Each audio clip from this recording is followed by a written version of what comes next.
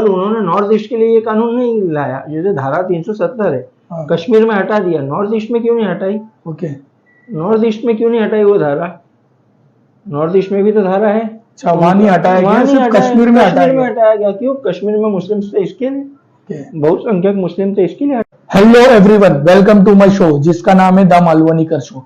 आज के जो हमारे गेस्ट है वो है बॉम्बे हाई कोर्ट के लॉयर तनवीर फारूकी जी, जिन्होंने यूसीसी यानी यूनिफॉर्म सिविल कोड के बारे में हमें बहुत ही अच्छे से समझाया है और बताया कि यूसीसी कानून आने से लोगों को क्या फर्क पड़ेगा, और बहुत सारी चीज उन्होंने हमें यूसीसी के बारे में बताया और हर एक सवाल का जवाब उन्होंने बहुत ही सरल तरीके से दिया। और हम आपको बताना चाहेंगे वो बहुत फेमस सोशल एक्टिविस्ट विनय दुबे जी, जिसको आप जानते होंगे, विनय दुबे जी का भी केस वो लड़ रहे हैं और बहुत सारे ऐसे नामचीन हस्ती है जिनका वो केस लड़ रहे हैं। आपका ज्यादा वक्त नहीं लेते हुए हम आपको उनका इंटरव्यू बताते हैं। तनवीर फारूकी जी, आपका स्वागत है हमारे शो में जिसका नाम है द मालवनीकर शो। आपने अपना कीमती वक्त निकाल के हमारे शो में, आपका बहुत बहुत धन्यवाद। शुक्रिया। आज का जो हमारा टॉपिक है वो है यूसीसी, यूनिफॉर्म सिविल कोड, जो लोगों को मालूम ही नहीं है ये क्या है। बहुत सारे लोग ऐसे होंगे जिसको नहीं मालूम है यूनिफॉर्म सिविल कोड क्या है।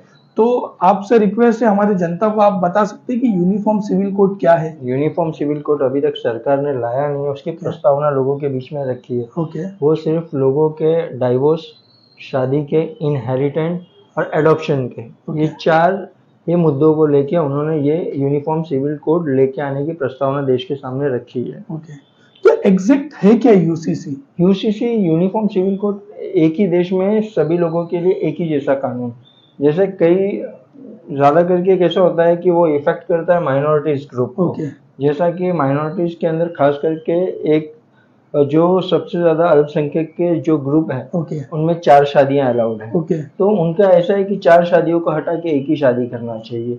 फिर उनके बाद एडॉप्शन, मुस्लिम्स के अंदर एडॉप्शन आज तक कानूनी तौर पे नहीं, उसको वो लेके आने के लिए वो प्रस्तावना कर रहे हैं। पर इसके अंदर सरकार को काफी चीजों की दिक्कत भी आ सकती है, क्योंकि इस देश के अंदर सिर्फ एक ही समुदाय के अलग अलग रूल्स नहीं है। इस देश में सिख भी रहते हैं, क्रिश्चियंस भी रहते हैं, आदिवासी भी रहते हैं, एंटीज भी रहते हैं, दलित भी रहते हैं, उनके भी रूल्स अलग अलग उनके पर्सनल लॉ के हिसाब से है। तो सबसे ज्यादा विरोध मुस्लिम ही क्यों कर रहे हैं इस चीज का? मुस्लिम इसके लिए कर रहे हैं क्योंकि आपने देखा होगा पिछले 9 साल के अंदर सरकार का जो टारगेटेड ग्रुप है, सरकार ने जिसको टारगेट करके इस देश के अंदर एक अलग ही तरीके का माहौल बनाया है, वो सिर्फ मुस्लिम ग्रुप है। इसलिए मुस्लिम्स का विरोध ज्यादा है। आप ये काउ स्लॉटिंग ले लीजिए, वो मुस्लिम के खिलाफ। अब उन्होंने ट्रिपल तलाक लाए, उसकी आप ट्रिपल तलाक की खाली कानूनी किताब देखेंगे तो 8 से 10 पेज की। उस लॉ का एप्लीकेबिलिटी क्या है? एनआरसी की ये बात करते हैं, यूसीसी की बात करते हैं। तो ये जो है एक खाली एक तबके को डराने के लिए हर थोड़ा टाइम में एक नया कानून की प्रस्तावना इस देश के अंदर की जा रही है। मगर गवर्नमेंट का कहना है ये सबके फायदे के लिए कानून जो हम ला रहे हैं, ये सबके फायदे के लिए है।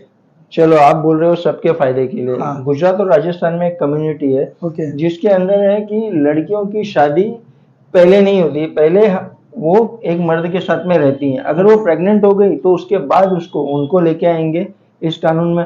नॉर्थ ईस्ट के अंदर कई जगह पे, जैसा मेघालय हो गया, अभी मणिपुर हो गया, वहां पर कुछ कम्युनिटी ऐसी है कि एक औरत 4-4, 5-5 जितने आदमी के साथ शादी करनी चाहिए उनके ऊपर एप्लीकेबिलिटी होगी, इस कानून की नहीं होगी। एक औरत कई आदमियों से शादी कर सकती है नॉर्थ ईस्ट में। यस, एक साथ में। तो मतलब ये जितने भी चीजें होती है सब खत्म हो जाएगी? ये नॉर्थ ईस्ट के लिए है ही नहीं ना। अच्छा, इन्होंने नॉर्थ ईस्ट को इससे दूर रखा है। और साउथ के अंदर आप जाइए, तमिलनाडु जैसी जगह पे, वहां पर सगे भाई बहन से शादी होती है। उनका क्या करेंगे? सगे भाई बहन से तमिलनाडु साइड में, तमिलनाडु में होती है, मामा से होती है, सगे मामा से होती है। आपने जो बोले सगे भाई बहन से, सगे भाई बहन से होती है साउथ में, वो भी हिंदूज ग्रुप के अंदर। वो कोई मुस्लिम ग्रुप नहीं है, सिख नहीं है, क्रिश्चियन नहीं है। तो ये सबसे ज्यादा विरोध मुस्लिम ही कर रहे हैं, बट इससे जो इफेक्ट है दूसरे को भी फर्क पड़ेगा। आपका बोलने का मतलब है ये सिर्फ मुस्लिम को नहीं, दूसरी कम्युनिटी को भी इसका फर्क पड़ेगा। दूसरे कम्युनिटी को फर्क कुछ नहीं पड़ेगा, वो थोड़ी इसके लिए एप्लीकेबल होंगे। सरकार उनके पास थोड़ी देखने जाती है। सरकार, आज की जो सरकार है वो किसको देखती है ज्यादा? कोई भी, आज यहाँ बकरा ईद थी, मुंबई शहर की बात करो, बीएमसी वालों ने कई जगह पे बकरों को रुका दिया। क्यों रुकाया? कभी ईद दिवाली पे रुकाया किसी चीज को?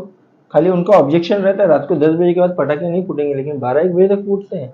उसके ऊपर तो कोई बीएमसी वाला रुकाने आता नहीं है, क्योंकि उनका टारगेटेड ग्रुप एक ही है। क्योंकि ये एक ग्रुप को, जो आज 20% है, 75% वोटर अपने तरफ करने के लिए इनका ये सभी प्लान है। नहीं, बट आप जो बोल रहे हो, जैसे कि इससे सिर्फ मुस्लिम को इफेक्ट पड़ेगा, दूसरे को नहीं पड़ेगा। इफेक्ट सबको पड़ेगा। हाँ, तो पर उन्होंने नॉर्थ ईस्ट के लिए ये कानून नहीं लाया। जैसे धारा 370 है, हाँ, कश्मीर में हटा दिया, नॉर्थ ईस्ट में क्यों नहीं हटाई? ओके, नॉर्थ ईस्ट में क्यों नहीं हटाई वो धारा? नॉर्थ ईस्ट में भी तो धारा है। अच्छा, वहां नहीं हटाया गया, सिर्फ कश्मीर में हटाया गया। क्यों? कश्मीर में मुस्लिम थे इसके लिए, बहुसंख्यक मुस्लिम थे इसके लिए हटाया गया। ओके, मतलब आपका बोलने का मतलब ये ज्यादातर इफेक्ट मुस्लिम को ही होने वाला है ये चीज के लिए। सबसे बड़ा ग्रुप मुस्लिम्स है, जिनके अंदर इनका एक ही प्लान है कि मुस्लिम्स को थोड़ा सा डाइवर्ट किया जाए हर एक चीज से। अभी एडॉप्शन नहीं है, ठीक है, एडॉप्शन इज गुड, पर क्या शादी, अगर समझो किसी को पहली बीवी से औलादे नहीं होती है, तो वो दूसरी कर नहीं सकता है? कर सकता है। हिंदूज के अंदर भी करते हैं, अगर फर्स्ट वाइफ को बच्चा नहीं होता है करते हैं, नहीं करते हैं क्या? फर्स्ट वाइफ मर गई तो भी सेकंड करते हैं। तो उसके बाद उसका क्या? अभी तक तो इन्होंने ड्राफ्ट भी नहीं दिया है, लोगों के सामने इन्होंने ड्राफ्ट रखा नहीं है। सिर्फ ये 6 महीने पहले इलेक्शन के 2024 के जैन या फेब में ड्राफ्ट रखेंगे। तो ये जो यूसीसी कानून है अभी पास नहीं हुआ है, तो ये पास कौन करता है? ये पार्लियामेंट, पूरी पार्लियामेंट मेजोरिटी के साथ में वोट देती है और ये पास होता है। तो ये विरोध जो हो रहा है, इसका कुछ फायदा आपको लगता है होएगा?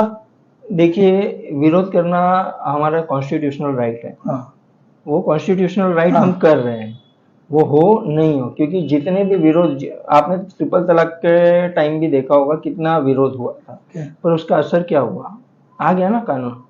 आज कई लोगों पे एफआईआर हो रही है, हस्बैंड वाइफ में छोटा सा डिस्प्यूट होता है, वाइफ जाके पुलिस स्टेशन में उसके ऊपर इंक्वायरी तो करिए कम से कम। आज 498 के अंदर पुलिस इंक्वायरी करती है एफआईआर लेने के पहले।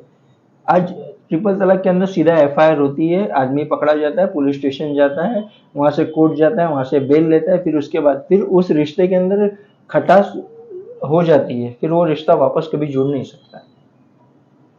आपका सीधा बोलने का मतलब है कि जो यूसीसी कानून है वो सीधा मुस्लिम को ही इफेक्ट करेगी, जो आपका बोलने का मतलब है ज्यादा मुस्लिम को ही इफेक्ट करेगी। Exactly. मगर इसका असर हिंदुओं पे भी होगा, सिख पे भी होगा, क्रिश्चियन पे भी होगा। हाँ, होगा सभी समाज पे, होगा सभी समाज पे। पर नॉर्थ ईस्ट का क्या करेंगे? ये यहाँ हमारे देश का कानून ही नहीं चलता है, वहां पर उनका कानून चलता है। तो ये अपनी लोगों को ये मालूम है कि ये खाली नॉर्थ ईस्ट में नहीं लागू होने वाला है, दूसरी जगह पे होने वाला है, होगा नहीं है? हाँ, क्योंकि वहाँ अपने देश का कानून ही, जैसा कश्मीर में धारा 370 थी, तो वहाँ पर धारा 371 A-B-C है। तो वहाँ पर क्या करेंगे? वहाँ पर तो जब कानून ही नहीं लगता है तो क्या करेंगे? तो गवर्नमेंट डरती है वहाँ कानून लागू करने के लिए? वो गवर्नमेंट का विषय है। गवर्नमेंट को क्या चाहिए, मैंने आपको पहले ही बताया कि गवर्नमेंट को एक टारगेटेड ग्रुप चाहिए अपने वोट बैंक के लिए। 20% को दिखा के ये 75% को एक करके ये अपनी सत्ता लेके आना चाहते हैं। इसके अलावा इसके अंदर कोई चीज नहीं है। देखिए, आज के टाइम पे आपने देखे महंगाई और बेरोजगारी इतनी बढ़ गई है, बट कोई बात ही नहीं करता इस पे। खाली गवर्नमेंट यूसीसी लेके आ जाती है, एनपीआर लेके आ जाती है, लोग कंफ्यूज है कि मतलब महंगाई बेरोजगारी पे कौन बात करेगा? कोई मेन स्ट्रीम मीडिया बात ही नहीं करती है चीज पे। सरकार को क्या एक पर्दा चाहिए, हर एक बात। सिलेंडर 1200 1250 हो गया, पेट्रोल 110 हो गया, टमाटर आज आपके मिर्ची 100-150 रुपए किलो हो गई, उस पर आज देखने ही नहीं है ना। आज लोगों को क्या, एक कानून लेके आओ, एक टीवी डिबेट के ऊपर, उसके ऊपर शाम को 7 बजे से 9 बजे तक कंटिन्यू बहस चलती रहे। लोगों के दिमाग में इन्होंने एक जो साइकोलॉजिकल इम्पैक्ट डाला है ना लोगों के दिमाग में, कि हम ये दिखा रहे हैं और यही देश की सच्चाई है। आज देश में कहीं गरीबी नहीं है, कोई गरीब नहीं है, कोई बेरोजगार नहीं है, हर आदमी के पास काम है।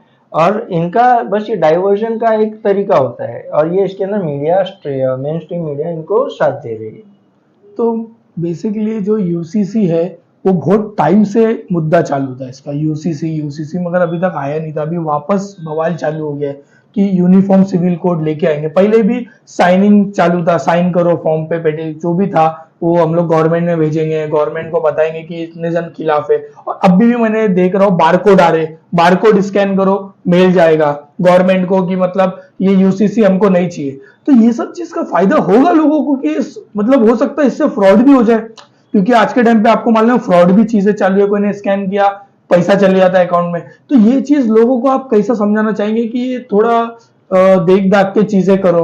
हो सकता है कि इसके अंदर मुस्लिम पर्सनल लॉ का ही एक बारकोड है जो ऑथेंटिकेशन है, और उनके पास ही आप अपना विरोध दर्ज करवाइए और कहीं भी मत करवाइए। खाली मुस्लिम पर्सनल लॉ है, वो अपनी जो है वो सरकार के सामने रखेगी कि इतने लोग इस कानून के विरोध में।